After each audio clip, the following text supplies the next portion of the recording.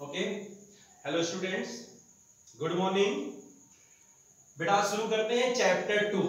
First हम लोग का हो गया अकाउंटिंग क्या होता है, टाइप्स ऑफ अकाउंटिंग क्या होते हैं, ये सारे हम लोग पढ़ लिए। अब चैप्टर नंबर 2 आता है बेसिक अकाउंटिंग टर्म, यानी these are certain accounting terms which are widely used in the business world। सारे बिजनेस में बहुत ही विस्तृत रूप से ये सारे यूज किए जाते हैं। Before the recording of business transactions in the books, it is necessary understand these accounting terms। These accounting terms are known as accounting terminology.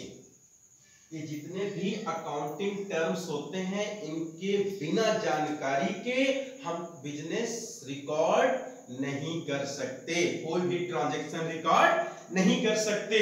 ये सारे बेसिक टर्म्स को क्या कहते हैं, हम अकाउंटिंग टर्मिनोलॉजी भी कहते हैं। ठीक है ना। अब देखते हैं सर्टेन टर्म्स कौन कौन से हैं। पहला आपका है बिजनेस ट्रांजैक्शंस। बिजनेस ट्रांजैक्शंस क्या होता है, जो भी हम व्यापार में ट्रांजैक्शंस करते हैं, जैसे business started with cash, goods purchase from Mohan, goods sold to Mohan, cash receive from x, cash payment to y, salary paid and the rent paid to the landlord. ठीक है ना, ये सारे ट्रांजैक्शन है।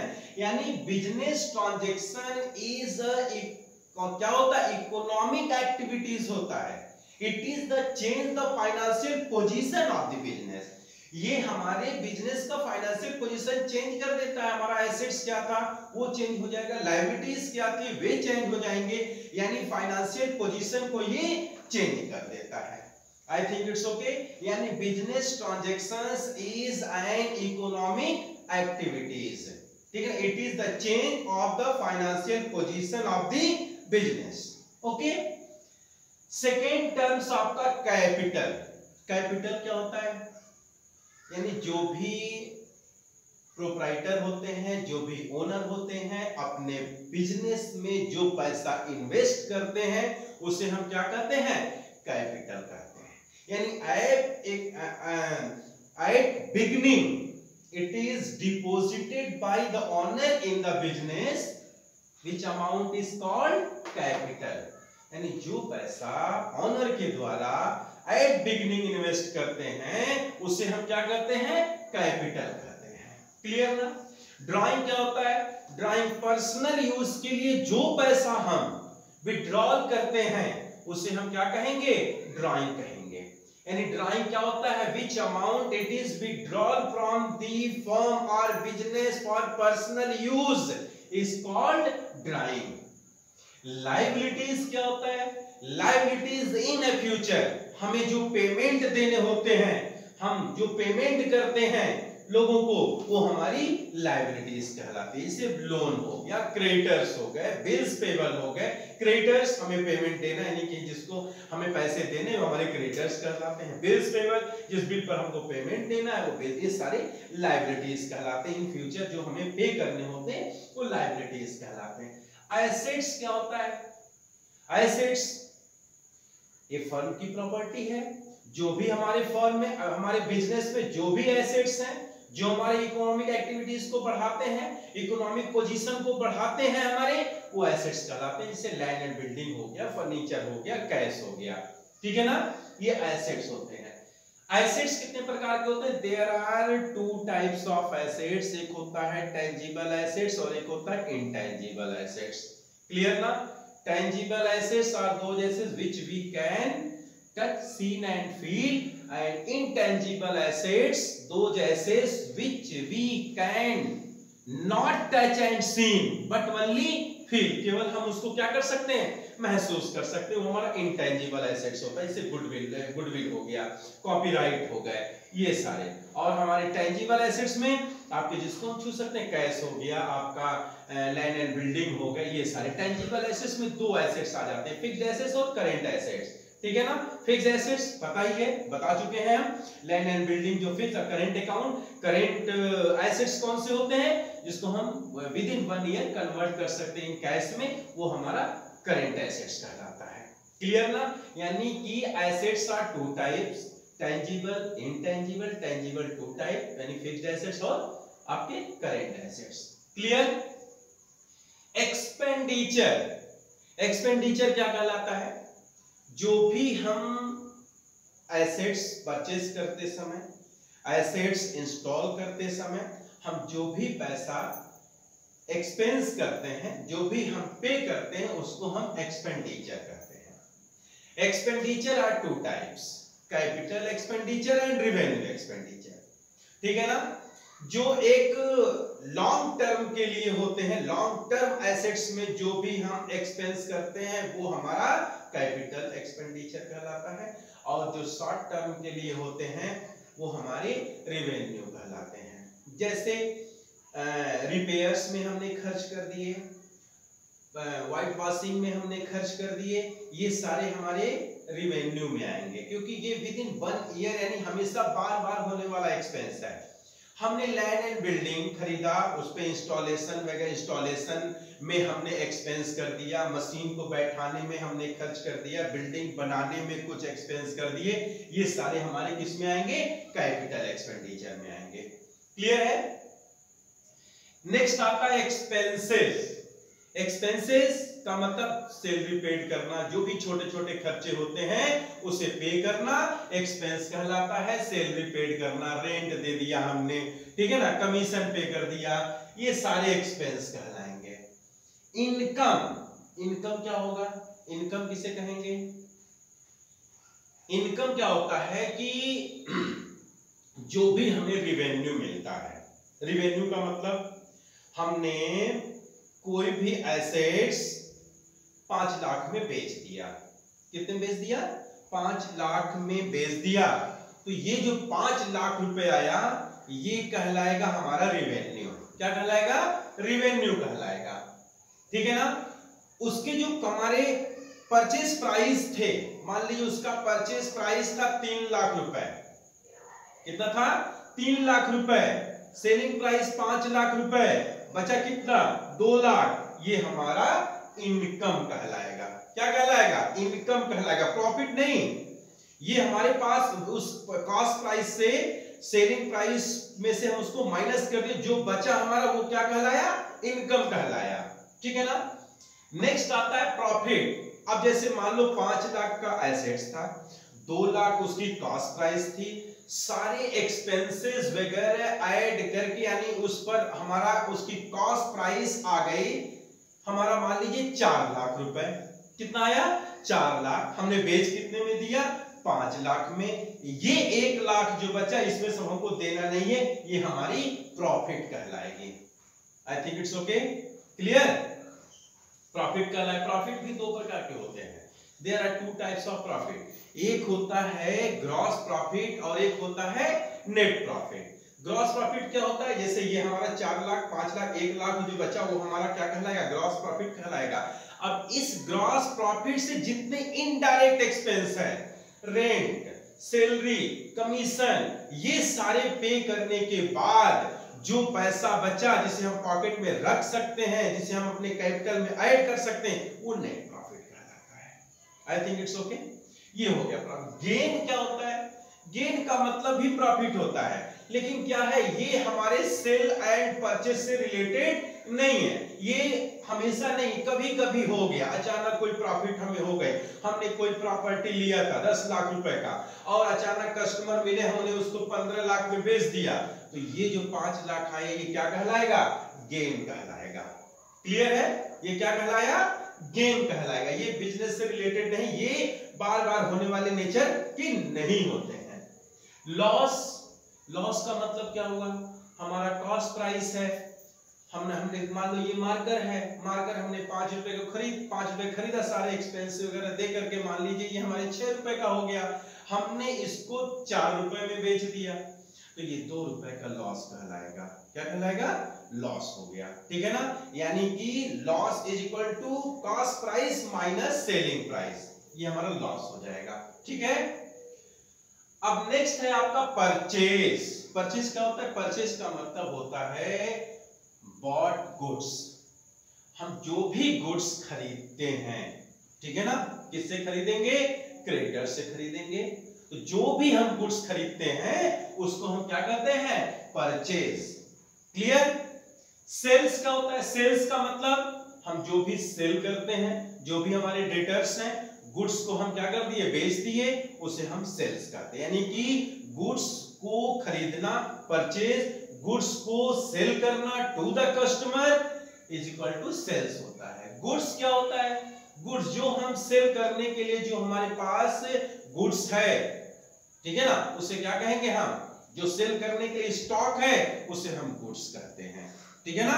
क्या करने के लिए स्टॉक है? परचेज करने के लिए और सेल करने के लिए। ठीक है ना? स्टॉक, स्टॉक क्या कहलाता है? स्टॉक जो हमारे शॉप में, हमारे शोरूम में जो भी गुड्स है जिसे हमें सेल करना है, सेल करने के लिए जो रखा हुआ है उसे हम स्टॉक कहते हैं। क्या कहते हैं? स्टॉक कहते हैं। Stock are 3 types. कौन कौन से? Raw material, semi finish good और तीसरा आता है फिनिश गुड। रॉ मटेरियल का मतलब अभी हमारा कुछ बना हुआ नहीं है, वैसे रखा हुआ है, वो रॉ मटेरियल कहलाएगा। कुछ सेल के लिए बन के तैयार हुआ है, अभी पूर्ण रूप से बना नहीं है, उस सेमी फिनिश गुड कहलाएगा। अब फिनिश गुड का मतलब अब वो पैक होकर के शोरूम में आ गया है, अब सेल करने के लिए वो गुड्स तैयार है, उसे हम क्या कहेंगे? फिनिश गुड कहेंगे। I think it's okay. फिर आता है आपका डेटर्स। डेटर्स कौन होते हैं? Those persons who sell goods to him, यानी वे व्यक्ति जिन्हें हम गुड्स सेल करते हैं वो हमारे डेटर्स कहलाते हैं। ऑन क्रेडिट, यानी जिनसे हमें पैसे मिलने हैं वो हमारे क्या कहलाएंगे? डेटर्स कहलाएंगे। I think it's okay. वह व्यक्ति जिसको हम क्या करते हैं? गुड्स सेल करते हैं ऑन क्रेडिट, उनसे हमें पेमेंट पाना है, ठीक है ना, वो क्या कहलाएंगे? डेटर्स कहलाएंगे।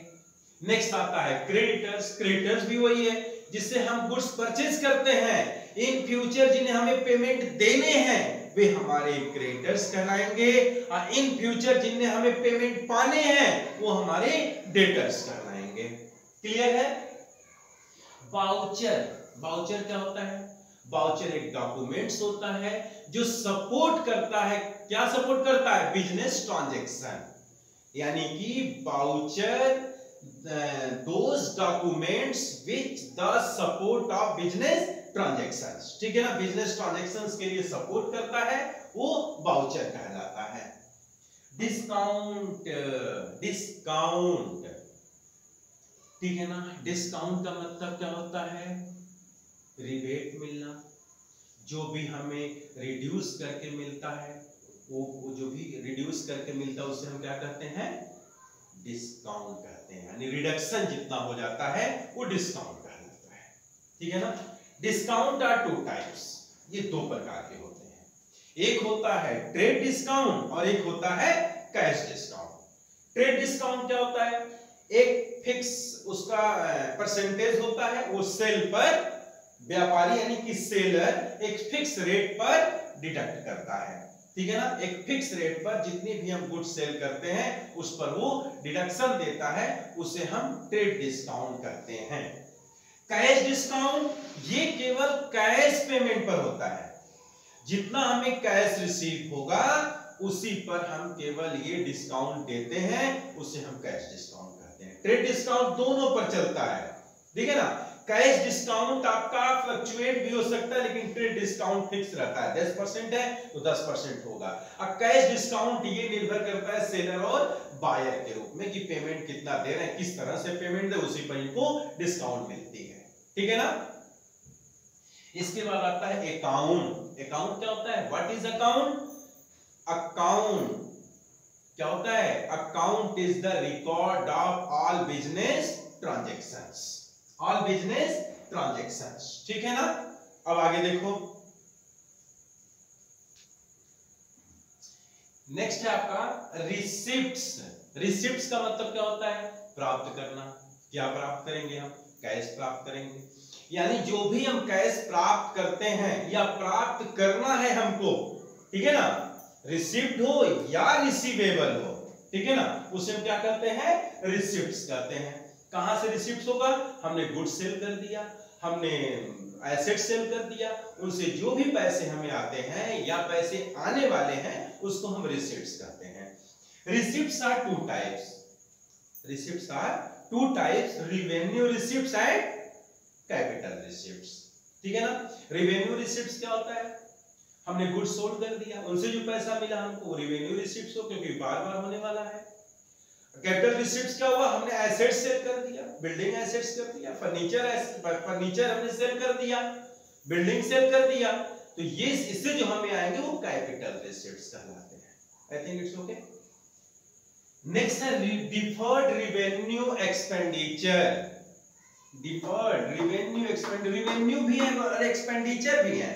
डिफर्ड रेवेन्यू एक्सपेंडिचर यानी कि ऐसा एक्सपेंडिचर जो इन फ्यूचर हमें प्रॉफिट दे दे, ऐसा एक्सपेंसेस जो इन फ्यूचर हमें प्रॉफिट देता है वो क्या कहलाता है? डिफर्ड रेवेन्यू एक्सपेंडिचर, ठीक है ना। जैसे क्या? प्रिलिमिनरी एक्सपेंसेस, एडवर्टाइजमेंट एक्सपेंसेस, ये सारे किसमें आएंगे? Deferred revenue expenditure. यानी हमने आज ऐड में पैसा हमने खर्च कर दिया, इन फ्यूचर उससे हमें प्रॉफिट होने वाला है, तो ऐसे एक्सपेंसेस को हम क्या करते हैं? Deferred revenue expenditure. ओके बेटा। नेक्स्ट आता है रिवेन्यू। रिवेन्यू मैंने बताया था जो भी हमें गुड्स सेल करते समय जो भी पैसा हमें मिलता है उसे हम रिवेन्यू कहते हैं।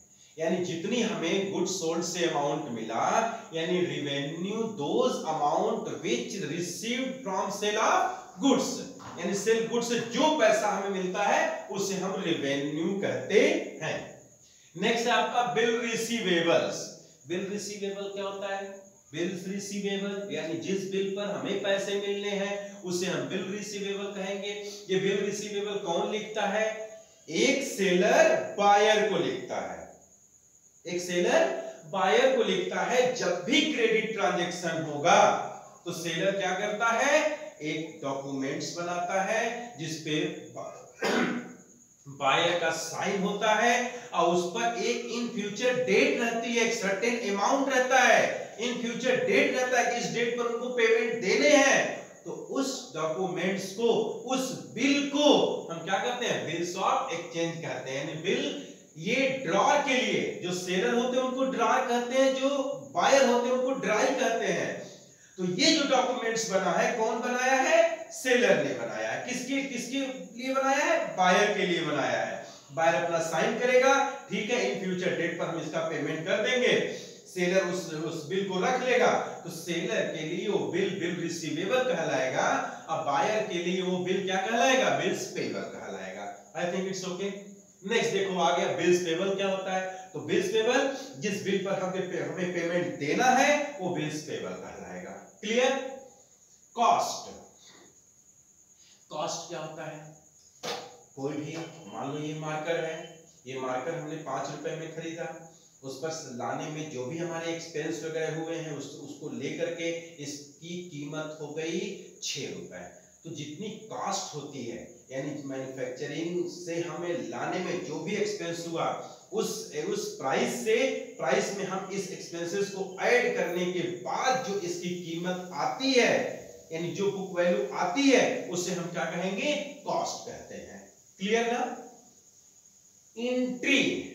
एंट्री क्या होता है? जितने भी बिजनेस ट्रांजैक्शंस होते हैं उन सारे ट्रांजैक्शंस को हमारा जो बेसिक अकाउंटिंग टर्म्स है उन टर्म्स को ध्यान में रख करके जो बुक में हम रिकॉर्ड करते हैं उसे हम एंट्री कहते हैं। क्या कहते हैं? एंट्री कहते हैं। Debit and credit, it is the most topic. बहुत बढ़िया, यही मेन होता है। अगर कॉमर्स में है तो लोग कहते हैं डेबिट क्या होता है, क्रेडिट क्या होता है। जब भी हम एंट्री करते हैं ये डेबिट हो गया, ये क्रेडिट हो गया, ये डेबिट हो गया, ये क्रेडिट हो गया। तो डेबिट का मतलब क्या होता है? पाने वाले को डेबिट करते हैं, यानी कि जो भी कोई रिसीव करता है उसे डेबिट करते हैं और पेमेंट करने वाले को क्रेडिट करते हैं। X cash paid to y, तो x cash paid to y, cash कौन रिसीव कर रहा है? y कर रहा है। पे कौन कर रहा है? x कर रहे हैं। तो y क्या हुए? डेबिट हो गए, x क्या हुए? क्रेडिट हो गए। यानी अकाउंट, जब भी हम कोई अकाउंट बनाएंगे तो जो आपका लेफ्ट हैंड साइड होता है वो डेबिट कहलाता है और राइट हैंड साइड क्रेडिट कहलाता है। I think it's okay. Left hand side is debit and right hand side is credit. Okay, debit credit हो गया। प्रोप्राइटर, प्रोप्राइटर कौन होते हैं? Those person who the owner of the business, जो व्यापार के मालिक होते हैं उसको हम क्या कहते हैं? प्रोप्राइटर कहते हैं। बैड डेब्ट्स, बैड मतलब गंदा, बुरा, और डेब्ट का मतलब क्या होता है? ऋण, यानी कि डेब्ट का मतलब डेटर्स हो गए, या डेटर्स का मतलब कस्टमर हो गए। गंदा कस्टमर किसको कहते हैं? जो पेमेंट नहीं देता है, या देता भी है ठीक से नहीं देता है, उस पर जो भी पैसा आता है कुछ पैसा देता है, कुछ पैसा देता ही नहीं है। तो जो पैसा हमारा डूब जाता है उसको हम क्या कहते हैं? बैड डेब्ट्स कहते हैं। यानी unrecoverable amount is called bad debts. जो हम रिकवर नहीं कर पाते हैं वो बैड डेब्ट्स कहलाता है। क्लियर? इंसॉल्वेंट, इंसॉल्वेंट का मतलब क्या होता है? जो भी व्यक्ति हमारे डेब्ट को, ठीक है ना, जो भी व्यक्ति डेब्ट का पेमेंट नहीं कर पाता है, यानी वो सक्षम ही नहीं है पेमेंट करने में, यानी जिस व्यक्ति का एसेट्स उसके लायबिलिटीज से कम है, यानी उसकी लायबिलिटी उसके एसेट से ज्यादा हो गया, उसका कर्ज उसके एसेट से ज्यादा हो गया, वह व्यक्ति इंसॉल्वेंट कहलाता है। यानी इंसॉल्वेंट पर्सन कैन नॉट पे देयर डेब्ट्स, यानी वे अपने डेब्ट्स का पेमेंट नहीं कर सकते, ऐसे व्यक्ति को हम क्या कहेंगे? इंसॉल्वेंट कहते हैं। सॉल्वेंट का मतलब जो पे कर सकते हैं, यानी those person who can pay their debts, pay their liabilities, वो सॉल्वेंट पर्सन कहलाते हैं, और जो नहीं दे सकते वो इंसॉल्वेंट कहलाते हैं। I think it's okay. Book value, book value का मतलब क्या हुआ? बुक वैल्यू यानी जो भी एसेट्स की हमारी वैल्यू है, यानी बैलेंस शीट में जो भी हमारे एसेट्स की वैल्यू दी हुई रहती है उसे हम बुक वैल्यू कहते हैं। क्लियर? नेक्स्ट आपका है इनवॉइस। इनवॉइस क्या होता है? सेलर जब भी गुड्स सोल्ड करता है तो एक क्या करता है? एक डॉक्यूमेंट्स बनाता है कि हमने कितना, कौन कौन सा आइटम हम सेल कर रहे हैं, ठीक है ना, उसका वो मेंशन करता है, उसी को हम कहते हैं इनवॉइस। जैसे कैश मेमो हो गया, ये क्या हुआ? ये भी हमारा इनवॉइस ही कहलाएगा कि हम कौन कौन सी क्या क्या चीजें हम सेल कर रहे हैं। ठीक है? एंटिटी, एंटिटी का मतलब क्या होता है? जो भी हमारे बिजनेस की लायबिलिटीज होती है, ठीक है ना, उसको हम क्या कहते हैं? एंटिटी कहते हैं। क्लियर है? ओके, ये आपका chapter 2 basic accounting terms finish हो गया। ओके, अगर आपको ठीक लगे, समझ में आता है बेटा, तो लाइक और सब्सक्राइब जरूर कर देना। ओके, क्या कर दियो क्या ये?